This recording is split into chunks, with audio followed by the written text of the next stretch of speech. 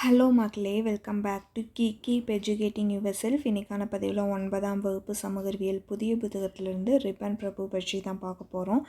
1882ஆம் ஆண்டு உள்ளாட்சி அமைப்புகளை அறிமுகம் செய்ததன் மூலம் இந்தியர்களுக்கு சுதந்திரத்தின் சுவையை அறிமுகப்படுத்தியவர் ரிப்பன் பிரபு ஆவார்.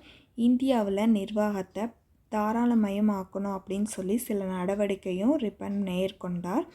நிர்வாகத்தை பரவலாக்க வேண்டும் அப்படின்றதற்காக உள்ளாட்சி அமைப்புகளை அவர் முறைப்படுத்தினார். உள்ளாட்சி அமைப்புகளை நடைமுறைப்படுத்துவதில் இருந்த சில தடைகளை 1882ஆம் ஆண்டு அவர் இயற்றிய தீர்மானத்தின் மூலம் அகற்ற முயன்றார். கிராமப்புற மற்றும் நகரப்புறங்களில் உள்ள அமைப்புகளுக்கு தேர்ந்தெடுக்கப்பட்ட மக்களுக்கும் அதிக அதிகாரங்களை உடைய உள்ளாட்சி நிர்வாக உரிமைகளை வழங்கும் விதமாக ரிப்பன் தொடர்ச்சியாக பல சட்டங்களையும் ஏற்படுத்தினார். தேங்க்யூ.